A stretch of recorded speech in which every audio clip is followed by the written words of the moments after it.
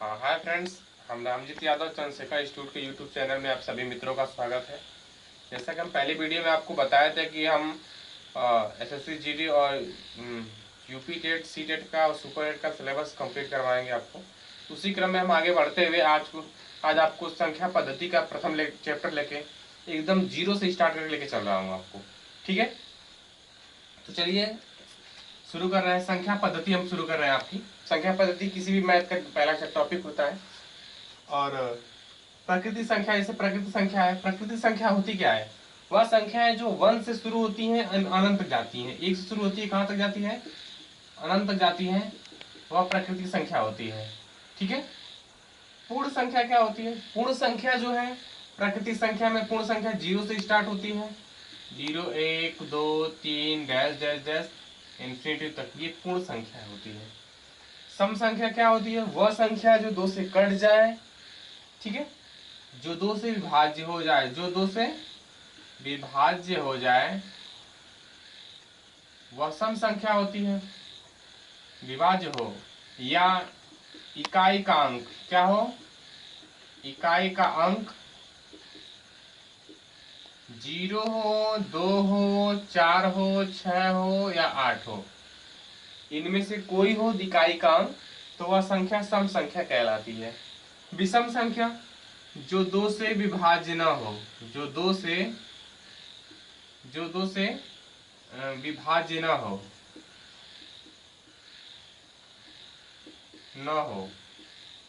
जैसे 1 2 3 1 3 5, ये 2 से नहीं कटेंगे सब। ठीक है, ऐसे डाइजेस्ट करते हुए ये 2 से नहीं कटेंगे, जो वो विषम हो जाएंगे। ऋण या अभाज्य संख्या, ठीक है, ऋण या अभाज्य संख्या क्या होती है? तो ऋण या अभाज्य संख्या उसे कहते हैं जो क्या होती है, जो किसी से ना कटती है, उसका वही गुणनखंड होता है। एक वो सेंग होती है, एक वो मतलब एक होता है। ऋण संख्या जो किसी से न कटे, से न कटे, एक अथवा स्वयं से कटे, 1 अथवा स्वयं से कटे, उसे ऋण संख्या या अभाज्य संख्या कहते हैं।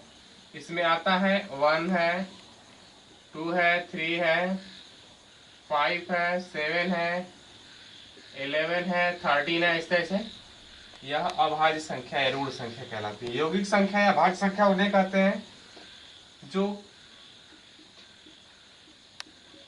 किसी संख्या से कट जाए, किसी अन्य संख्या से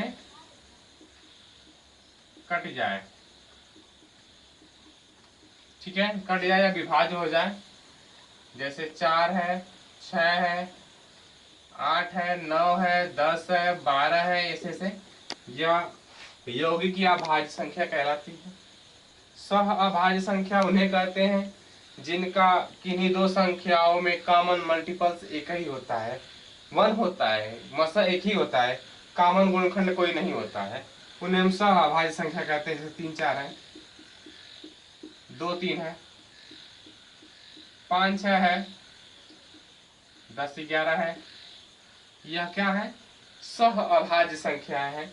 इनमें कॉमन दोनों में एक ही मिलता है और कोई कॉमन नहीं होता है, इन्हें हम सह अभाज्य संख्या कहते हैं। त्रिअभाज्य संख्या, त्रिभाज्य संख्या, त्रिभाज्य संख्या का मतलब यह होता है कि यह संख्या ऐसी होती है जिनमें 3 संख्याएं होती हैं, तीनों में कॉमन कुछ नहीं होता है। जैसे 2 3 5 कर दें, इसमें कॉमन है कुछ नहीं कॉमन है, तो यह त्रिअभाज्य कहलाती है। क्या कहलाती है? त्रिअभाज्य कहलाती है। ठीक है, ऐसे ही मान लीजिए कि 3 5 ले लें, 3 5 7 ले लें, यह क्या है? त्रिभाज्य संख्या। अत्रिभाज्य संख्या कहलाती है। परिमेय संख्या किसे कहते हैं? जिस संख्या को हम p/q के रूप में रख लें, p/q के रूप में लिखें, ठीक है, q के रूप में लिखें,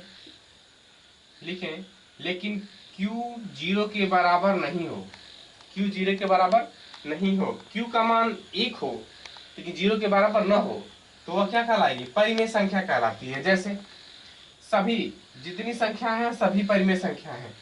प्रकृति संख्या, पूर्ण संख्या, सम संख्या, विषम संख्या, ऋण संख्या, यौगिक संख्या, सभी संख्याएं परिमेय संख्या है।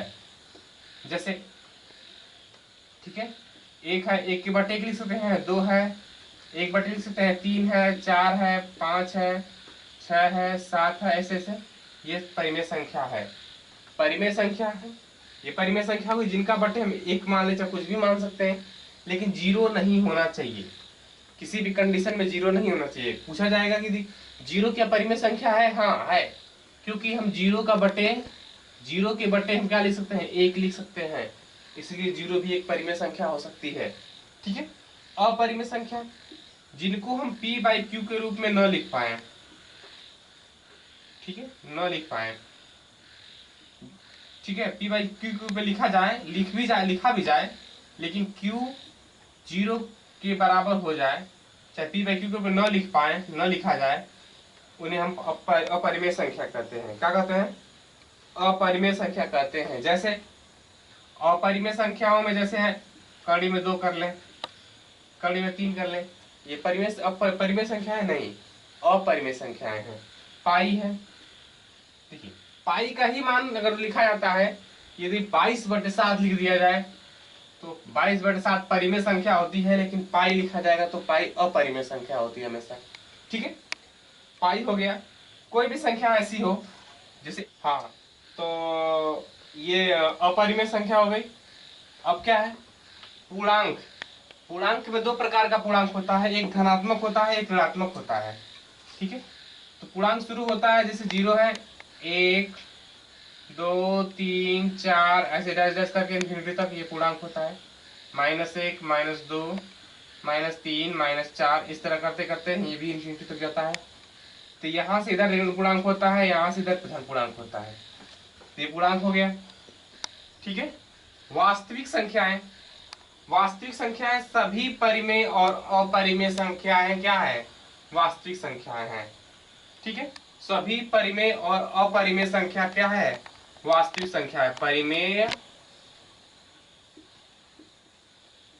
या अपरिमेय, अपरिमेय संख्या सभी क्या है, वास्तविक संख्या है।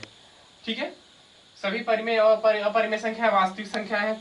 अवास्तविक या काल्पनिक संख्या कौन सी है, जिनका मान हम, ठीक है, जिनका वर्गमूल निकालने पर भी या वर्ग करने पर भी उनका मान ऋणात्मक होता है, उन्हें हम क्या कहते हैं, काल्पनिक या अवास्तविक संख्या कहते हैं। जैसे करणी में -3 है, करणी में -1 है, तो ये क्या है, काल्पनिक। ये क्या है, ये काल्पनिक संख्या है, इनकी कल्पना कर सकते हैं लेकिन हम फाइंड नहीं कर सकते हैं, इसलिए इनको काल्पनिक संख्याएं कहा जाता है। जोड़ का तत्सम, जोड़ का तत्समक क्या होता है, ठीक है, देखिए जोड़ का तत्समक होता है जब हम किसी संख्या में कोई संख्या ऐड करते हैं, जोड़ते हैं, तो वो शून्य प्राप्त हो जाए। क्या प्राप्त हो जाए, शून्य प्राप्त हो जाए, तो उन्हें हम जोड़ का तत्समक कहते हैं। जोड़ का कहते हैं, तत्समक कहते हैं। ठीक है, इन्हें हम जोड़ का क्या कहेंगे, तत्समक कहेंगे। जोड़ में जैसे कोई संख्या है, एक है, इसमें 0 ऐड किया, क्या कर लिए, 0 ऐड कर लिए, तो इसमें कोई अंतर हुआ, कोई अंतर नहीं हुआ। चाहे 0 में हम 1 ऐड कर लें, कोई अंतर है, कोई अंतर नहीं हुआ। तो ये क्या है, योग का तत्समक है। गुणा का तत्समक होगा जब हम किसी संख्या में, जब हम क्या करते हैं, जब किसी हम परिमेय संख्या में 1 से गुणा करते हैं, किससे करते हैं, 1 से गुणा करते हैं, तो उस संख्या में कोई परिवर्तन नहीं होता है। जैसे हमको कहना है कि 2 गुणे 1, तो इसको गुणा का तत्समक लिखना है तो 1 गुणे 2 कर लेंगे, कोई परिवर्तन है, नहीं है। मान में कोई परिवर्तन नहीं हुआ, इसे हम योग का तत्समक कहते हैं। जोड़ का प्रतिलोम क्या होता है, वह संख्या जिसमें किसी संख्या को उसी संख्या को जोड़ने पर 0 हो जाए, उसे योग का प्रतिलोम कहते हैं। जैसे हम 2 है तो जोड़ में -2 में -2 जोड़ देंगे, ठीक है, ये क्या हो जाएगा, 0। -1 है, इसमें 1 जोड़ लेंगे तो क्या हो जाएगा, 1 जोड़ लेंगे तो कितना हो जाएगा, 0। तो वह संख्या जो किसी संख्या में उस संख्या में जोड़ने पर उनका मान 0 हो जाए उसे योग का प्रतिलोम कहते हैं। गुणा का प्रतिलोम उसे कहते हैं जैसे a है, इसका गुणा का प्रतिलोम a/1 हो जाएगा, क्योंकि इससे गुणा करेंगे तो क्या हो जाएगा, 1 हो जाएगा, 1 हो जाएगा। तो ये गुणा का प्रतिलोम होता है, ठीक है। और इसका जो बचा हुआ पार्ट है हम आपको अगली वीडियो में प्रोवाइड कर देंगे, ठीक है। और चैनल अच्छा लगे तो लाइक और सब्सक्राइब करिए। ओके, धन्यवाद।